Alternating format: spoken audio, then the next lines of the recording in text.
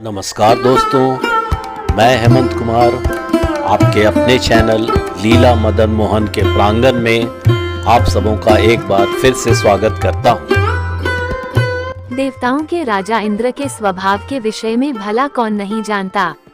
अहंकारी, दंभी और लोभी तो वह थे ही, दूसरों की उन्नति देखकर जलना भी उनके स्वभाव की खास विशेषता थी। दूसरे देवताओं को वे अपने से तुच्छ समझते थे।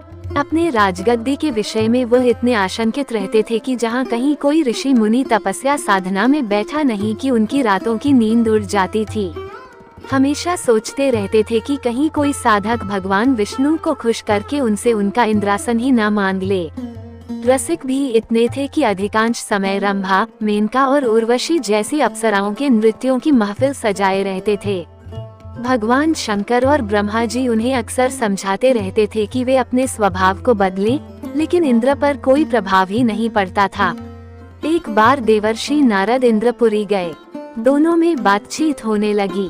नारद जी दूसरे देवताओं के महत्व और प्रभाव की चर्चा कर रहे थे कि दूसरे देवता कितने श्रेष्ठ हैं, उनका अपने अपने स्थान पर क्या क्या महत्व है। किंतु इंद्र को यह सब बातें बिल्कुल भी अच्छी नहीं लगी। दूसरों की महिमा और महत्व का बखान सुनकर वह चिढ़ गए और बोले, नारद, आखिर मैं देवराज बनाया गया हूँ तो इसीलिए कि मैं ही सब देवताओं में श्रेष्ठ हूँ। फिर आप क्यों बार बार दूसरों की प्रशंसा कर रहे हैं? मेरे सामने उनका बखान करना एक तरह से मेरा अपमान है। क्या आप मेरा अपमान करना चाहते हैं? नारद जी भी नारद जी ही थे, बिना किसी लाग लपेट के साफ साफ कहने वाले।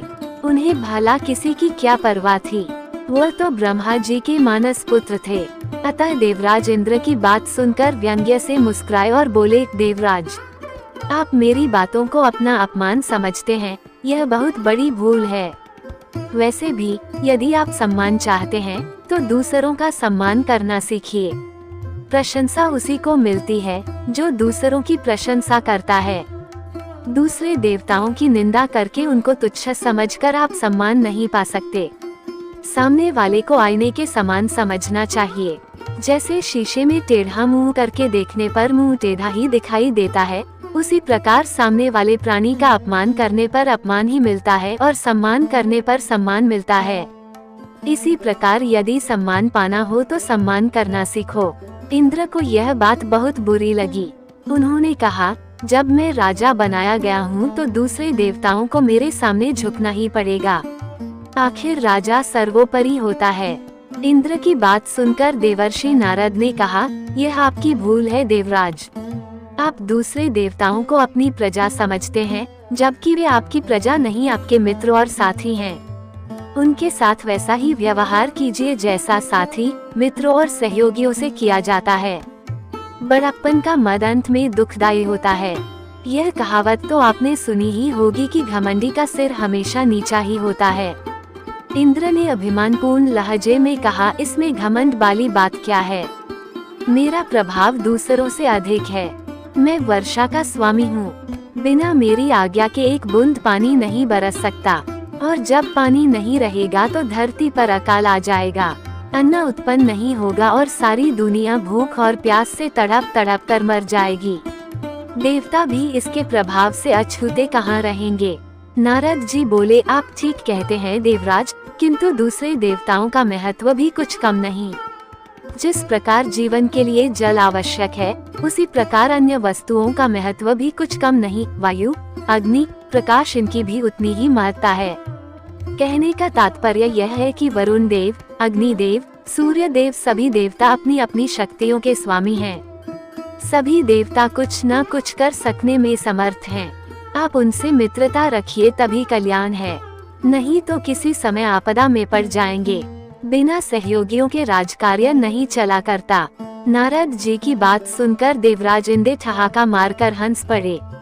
बोले, अजी जाए भी, आप ठहरे महात्मा। शंख बजाने और मजीरे पीटने के सिवा और आप क्या जाने? आप ब्राह्मण हैं, इसलिए इतना डरते हैं। मैं देवता हूँ, क्षत्रिय भी हूँ। मुझे किसका डर? किसी दूसरे का डर चाहे न हो, मगर शनि का भय आपको सबसे पहले और अवश्य सताएगा। यदि कुशलता चाहते हो तो शनिदेव से बचकर रहें। वे एक बार कुपित हो जाएं तो सब कुछ तहस नहस कर डालते हैं और जिसे अपनी कृपा का पात्र बना ले उसके पांव 12 हो जाते हैं। यह कहकर नारद जी चल पड़े, क्योंकि वास्तव में इंद्र का अभिमान उन्हें खटक गया था। नारद का काम था संसार भर का समाचार इधर से उधर पहुंचाना। यदि उन्हें उस जमाने का चलता फिरता रेडियो कहा जाए तो अतिशयोक्ति न होगी। असल में वे देशाटन के प्रेमी और बातूनी थे, इसलिए घूम फिरकर अपना मन बहलाते थे। वैसे वे बड़े विद्वान और महात्मा थे। तीसरे दिन नारद जी शनिलोक में जा पहुँचे। शनि देवता ने उनका स्वागत करके हाल चाल पूछा। नारद जी ने कहा, यूँ तो सब कुशल मंगल है शनिदेव, मगर अपने इंद्रदेव कुछ ज्यादा ही अहंकारी और घमंडी हो गए हैं। अपने सामने किसी को कुछ समझते ही नहीं। कहते हुए नारद जी ने उन्हें इंद्र से हुआ पूरा वार्तालाप सुना दिया। इंद्र के अहंकार का पता पाकर शनिदेव ने कहा, आप चिंता न करें, अगले रविवार को बैकुंठलोक में सभा होगी, वहीं मैं इंद्र से मिलकर उन्हें समझा दूंगा। उनका सारा अहंकार उसी दिन दूर हो जाएगा। अपने सामने दूसरों को तुच्छ समझना तो सचमुच बहुत बुरी बात है। शनिदेव को भी इंद्र का अहंकार खटक गया। नारद जी का कार्य संपन्न हो गया था। उन्होंने शनिदेव के मन में चिंगारी सुलगा दी थी। थोड़ी देर तक इधर उधर की बातें होती रहीं। फिर नारद जी चले गए। अगले रविवार को बैकुंठपुरी में देवताओं की सभा हुई। विष्णु उनके सभापति थे। सब देवता आए। उन्होंने अलग अलग मसलों पर अपने अपने विचार रखे। शाम होने पर सभा समाप्त हो गई। इसी अवसर पर अचानक शनिदेव और इंद्रदेव का आमना सामना हो गया। शनिदेव तो बड़ी नम्रता और सामान्य रूप से इंद्र से मिले, मगर इंद्र तो अपने ही अहंकार में चूर रहते थे। शनिदेव को देखते ही उन्हें नारद जी की बात याद आ गई कि शनिदेव से बचकर रहना।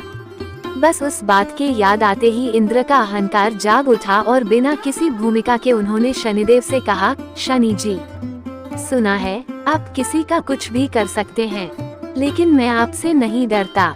मैं देवराज हूँ, हर बात में आपसे बड़ा हूँ, आप मेरा कुछ नहीं बिगाड़ सकते। शनि देव को इंद्र के बातचीत का ढंग खटका। फिर भी उन्होंने अपने को संभाल कर कहा, मैंने तो आपसे ऐसा कुछ भी नहीं कहा देवराज, जो आप इस प्रकार का रूखा व्यवहार मेरे साथ कर रहे हैं। फिर भी समय पर देखा जाएगा कि कौन कितने पानी में है। अभी से मैं क्या कहूँ, समय पर क्या, अभी दिखाए न। वो समय आप आज ही बुला लीजिए, मैं आपका सामर्थ्य देखना चाहता हूँ। इंद्रदेव अकड़ गए, मानो व्यर्थ का झगड़ा मोल लेने की ठाने बैठे हों। किसी ने सच ही कहा है, विनाश काले विपरीत बुद्धि, अर्थात जब किसी पर बुरा वक्त आना होता है तो उसकी बुद्धि खराब हो जाती है। वो उल्टे सीधे काम करके स्वयं को मुसीबतों और कठिनाइयों में धकेलने की चेष्टा करता है। यह सुनकर शनिदेव बोले, आप बड़े अहंकारी हैं देवराज। और आप क्या हैं? आप तो दूसरों को धमकाया करते हैं, लेकिन मैं फिर भी कहता हूँ इंद्र आपसे नहीं डरेगा। इंद्र की बात सुनकर शनिदेव को क्रोध आ गया। उन्होंने गंभीर स्वर में कहा, देवराज, मैं आपसे विरोध नहीं बयाना चाहता, फिर भी यदि आप अहंकार में चूर होकर दूसरों को अपमानित करना चाहते हैं तो सुन लीजिए, कल आपको मेरा भय सताएगा। यहाँ तक कि आप खाना पीना तक भूल जाएंगे। हो सके तो कल मेरी पकड़ से बचने का उपाय कीजिएगा। यह कहकर शनिदेव तेजी से एक ओर चले गए। इंद्र ने फिर उसी तरह अपमान भरी हंसी हंसकर कहा, मैं भी देखता हूँ कि आप भी कितने पानी में हैं। इसी प्रकार बड़बड़ाते हुए वह इंद्रलोक की ओर प्रस्थान कर गए। उस रात इंद्र को बड़ा भयानक स्वप्न दिखाई दिया, जैसे कोई काला कलूटा विकराल दैत्य मुंह फैलाए उन्हें निगल जाना चाहता हो। सवेरे नींद से उठकर उन्होंने सोचा, उस भयानक स्वप्न का क्या अर्थ हो सकता है? क्या पता कि यह शनि की ही कोई करतूत हो। अवश्य ही वह आज मुझे कोई चोट पहुंचाने की चेष्टा कर सकता है। इसलिए मुझे किसी ऐसी जगह छिप जाना चाहिए जहां वह मुझे ढूंढ न सके। ऐसा विचार कर उन्होंने झटपट कपड़े बदलकर भिखारी का वेश बनाया और जंगल की ओर निकल गए। किसी को इस बात की भनक न पड़ने दी कि वह किस उद्देश्य से कहां और क्यों जा रहे हैं। यहाँ तक कि अपनी पत्नी इंद्राणी को भी उन्होंने इस संदर्भ में कुछ नहीं बताया। किसी को इस विषय में कुछ भी न बताने का कारण भी था। इंद्र को यह बात मालूम थी कि मेरे स्वभाव और व्यवहार से कई देवता रूठे रहते हैं, इसलिए उन्हें शंका हुई कि कहीं ऐसा न हो वे अब शनि की सहायता करने लगें। उस दशा में मैं बिल्कुल अकेला हो जाऊंगा। बस इस विचार के उठते ही उनका साहस टूट गया और वे भयभीत होकर जंगल के घने भाग में जा घुसे। अब तक दिन का एक पहर चढ़ आया था। इंद्र ने सोचा आखिर जब शनि ने मुझे चुनौती दी है तो मेरी खोज भी करेंगे। बिना मुझे खोजे तो वो मेरा कुछ बिगाड़ नहीं सकते, लेकिन मुझे खोजने में भी वे कोई कसर नहीं छोड़ेंगे। इसके लिए भले ही उन्हें धरती आकाश एक करना पड़े। अरे हाँ, आकाश के नाम पर ध्यान आया कि कहीं ऐसा न हो कि वे आकाश मार्ग से उड़ते हुए मुझे यहाँ देख लें। इसलिए किसी झाड़ी में छिपकर बैठना चाहिए। आसपास झाड़ियाँ तो थीं, पर उनमें भी दिखाई दिए जाने की आशंका थी। हारकर इंद्र ने एक पुराने पेड़ के कोटे में शरण ली। पेड़ बहुत बड़ा था, उसका कोटा गुफा जैसा चौड़ा और गहरा था। इंद्र उसी में छिपकर बैठ गए। उन्होंने सोचा, शनि देवता लाख सिर पटके मुझे किसी भी सूरत में अब नहीं खोज पाएंगे। चींटी को भी पता नहीं चल सकता कि मैं यहाँ छिपा बैठा हूँ। फिर शनि की तो बिसात ही क्या है, शनि का अहंकार आज ही मिट जाएगा। व्यर्थ ही उन्होंने सारे संसार को डरा रखा है। उधर शनि देवता न कहीं आए न गए। धमकी देने के समय उन्होंने केवल अपनी छाया भर इंद्र पर डाल दी थी, बस। वे अपना काम करते रहे। इंद्र कहाँ है, क्या कर रहे हैं, इससे उन्हें कोई मतलब नहीं था। उन्हें अपनी शक्ति पर विश्वास था। वे जानते थे कि इंद्र चाहे जहाँ जाएं, मेरी छाया अपना प्रभाव अवश्य डालेगी, और ऐसा हो भी रहा था। शनि के बिन कुछ किए ही इंद्र की शांति भंग हो चुकी थी। अपनी सुरक्षा के चक्कर में खाना तो क्या, उन्हें पानी पीने तक की भी सुध नहीं थी। बात केवल दिन भर की थी। जब सूरज डूब गया और रात आने लगी, तब इंद्र कोटे से बाहर निकले। चौकन्नी निगाहों से इधर उधर देखा, कहीं कोई न था। समझ गए कि या तो शनिश्चर इधर आए ही नहीं, और अगर आए भी होंगे तो थक हार कर लौट गए होंगे। आखिर मुझे खोजना इतना आसान कहाँ था। मेरी गंध तो हवा तक को नहीं मिली, शनि की क्या गिनती है। यही सब सोचते हुए इंद्र मन ही मन खुश हो रहे थे, और होते भी क्यों नहीं। अपनी समझ के अनुसार तो उन्होंने शनिदेव को धोखा दे ही दिया था। अब तो उन्हें उस क्षण का इंतजार था कि कब शनिदेव से भेंट हो और वहां उन्हें अपमानित करें, उनका उपहास उड़ाएं। अंधेरा बढ़ता जा रहा था। इंद्र ने अंगड़ाई लेकर देह को एक झटका दिया और जल्दी जल्दी अपने इंद्रलोक की ओर चल दिए। दूसरे दिन सुबह ही उनका सामना शनिदेव से हो गया। शनिदेव उन्हें देखकर अर्थपूर्ण मुद्रा में मुस्कुराए। इंद्रदेव उनकी मुस्कान में छिपे व्यंग्य को न समझ सके और विजय के मद में चूर होकर बोले, कहिए शनिदेव, कल का पूरा समय निकल गया और आप मेरा बाल भी बांका न कर सके। अब तो कोई संदेह नहीं है कि मेरी शक्ति आपसे अधिक है। इंद्र की बात सुनकर शनिदेव ठहाका मारकर हंस पड़े। उनको इस प्रकार हंसते देखकर इंद्रदेव झुंझला उठे और कुको बोले, आपको हंसी आ रही है, लेकिन आपकी जगह पर कोई दूसरा होता तो शर्म के मारे मुंह छुपा लेता। आपने कल बड़े ताव से मुझे पकड़ लेने की चुनौती दी थी, लेकिन पकड़ना तो दूर, आप मुझे छू भी न सके। क्या यही आपका सामर्थ्य है? इसी बल पर आप फूले फूले फिरते हैं। दरअसल नारद जैसे लोगों ने आपको बेवजह सिर पर चढ़ा रखा है, और वे ही आपका नाम लेकर दूसरों को डराते रहते हैं। आप में कितना बल है यह मैं देख चुका हूँ। शनिदेव ने हंसते हुए कहा, आप जैसे बुद्धिमान को कौन समझाए। आप हारे और मैं जीता, फिर भी आप मुझे धिक्कार रहे हैं। जाकर किसी को यह सारी घटना सुनाए, तब पता चलेगा आप कितने बुद्धिमान और साहसी हैं। इंद्र ने आंखें निकालकर पूछा, क्या कहा? मैं हार गया हूँ। कैसे? आप अपनी विजय का प्रमाण तो दीजिए। खाली कह देने से क्या होता है? इस प्रकार तो मैं भी कह सकता हूँ कि विजय मेरी हुई है। कल का पूरा दिन निकल गया, आखिर क्या बिगाड़ पाया आप मेरा? आप मेरा बाल तक बांका नहीं कर सके। पूरी तरह स्वस्थ और निश्चिंत आपके सामने खड़ा हूँ मैं। अगर यही बात है तो सुनो, पहले परसों मेरे द्वारा कहे गए शब्दों पर गौर करो। शनिदेव ने कहा, मैंने कहा था कि कल आप खाना पीना भूल जाएंगे। वही बात हुई, आप मेरे भय से पेड़ के कोटे में छुपे रहे।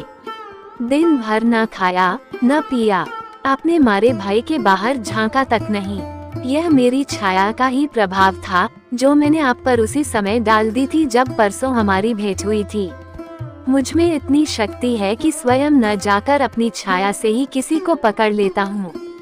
उसी छाया के प्रभाव से आप डर कर भागे और दिन भर बिना कुछ खाए पिए कोट में छिपे रहे। जिसे आप अपनी बुद्धिमानी समझते हैं वो मेरा भय था। यदि भय न होता तो राजभवन छोड़कर कोट में जाकर छिपने का क्या कारण था? अरे भय के मारे तो आपने अपनी पत्नी इंद्राणी को भी कुछ नहीं बताया। जरा सोचो कि जब मेरी छाया ने ही कौतूहल दिखा दिए तो यदि मैं प्रत्यक्ष रूप से कुपित हो जाता तो क्या होता? शनिदेव की बात सुनकर इंद्र का सिर नीचा हो गया। हाथ जोड़कर बोले, मेरा अहंकार दूर हो गया शनिदेव। सचमुच आप मुझसे अधिक समर्थ और प्रभावशाली हैं। मुझे मेरी धृष्टता के लिए क्षमा करें। नारद जी ने सत्य ही कहा था, आप बड़े और बलशाली हैं। शनि देवता ने इंद्र को गले से लगा लिया और बोले, महाराज इंद्र, घमंडी का सिर हमेशा नीचा होता है। इंसान हो या देव, उसे कभी घमंड नहीं करना चाहिए। आशा करता हूँ वीडियो आपको पसंद आया होगा। अगर पसंद आया हो तो वीडियो को लाइक जरूर कर दीजिएगा। एक बात और, अगर आप इस चैनल पर नए हैं तो चैनल को सब्सक्राइब कर दीजिएगा और बेल आइकन को भी प्रेस कर दीजिएगा, जिससे मेरे नए वीडियो का नोटिफिकेशन वीडियो अपलोड होते ही आपको मिल जाए। तो आज के लिए बस इतना ही। फिर मिलते हैं अगले वीडियो में। तब तक के लिए राधे राधे।